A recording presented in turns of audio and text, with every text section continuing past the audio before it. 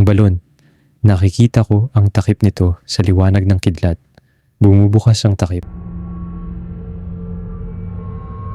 May balon sa likod ng bahay namin. Luma na yun. Matagal nang hindi ginagamit. Matagal nang may takip na kahoy na sirang-sira. Sabi ng tatay ko, mula pa raw noong panahon ng lolo niya iyon. Hindi na raw dapat lapitan. Mapanganib. Baka matumba ka. Baka bumagsak ang takip.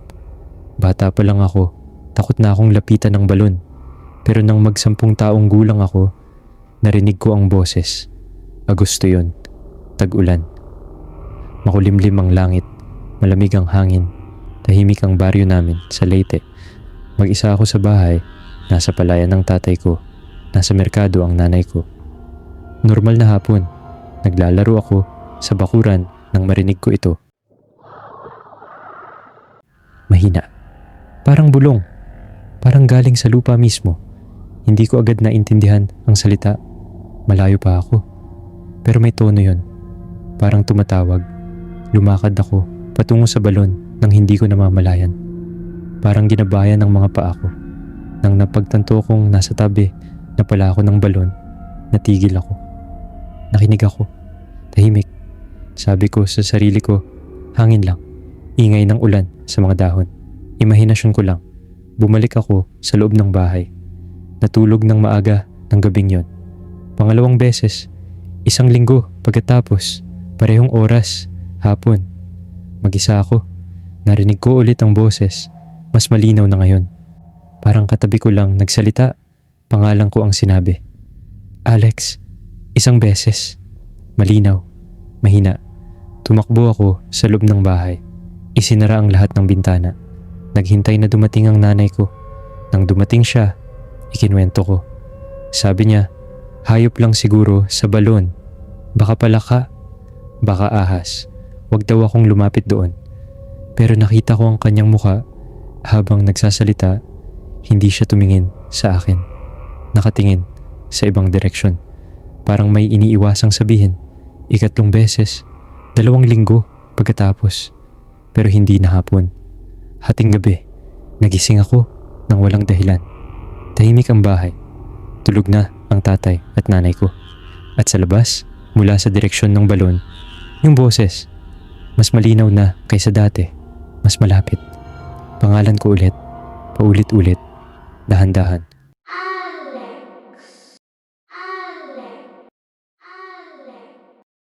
Tumayo ako. Hindi ko maipaliwanag kung bakit. Tumingin ako sa labas. Madilim. Umuulan.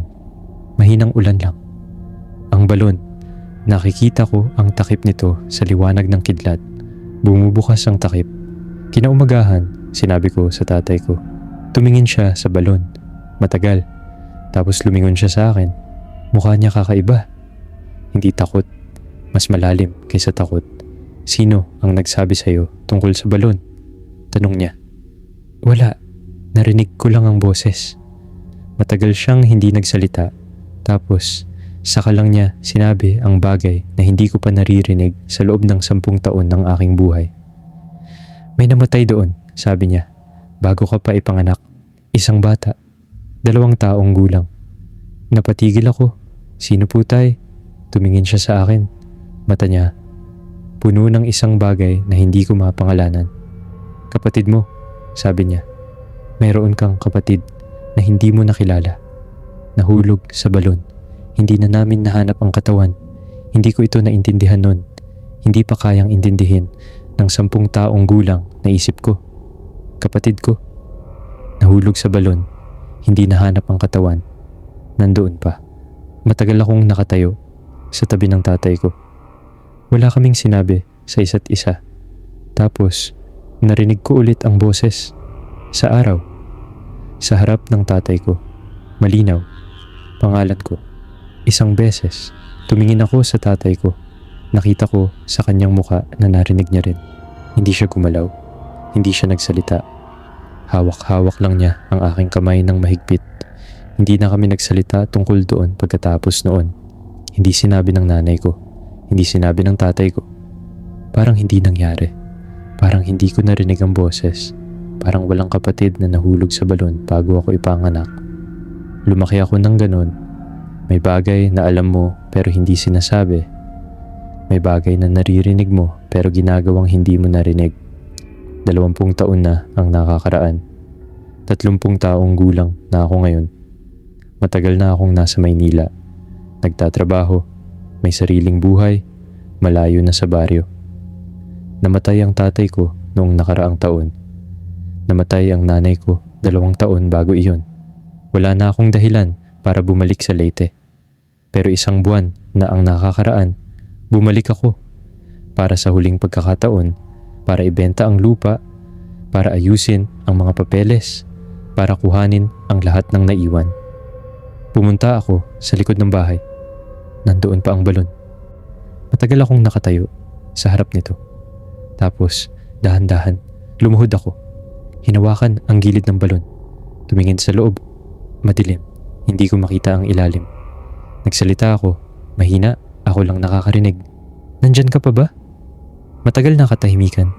Tapos, mula sa ilalim ng balon, mahinang boses. Maliit. Parang bata. Parang bulong. Hindi ako umiyak. Hindi ako natakot. Umupo lang ako sa tabi ng balon. Matagal. Hanggang lumubog ang araw. Hindi ko na ibinenta ang lupa.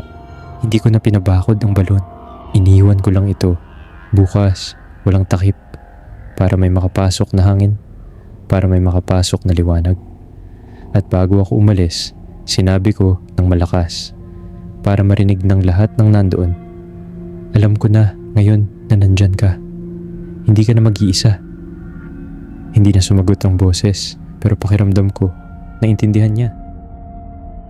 Kung bago ka lang sa channel na ito, huwag kalimutan mag-subscribe at i-click ang bell button para palaging update sa aking kwento.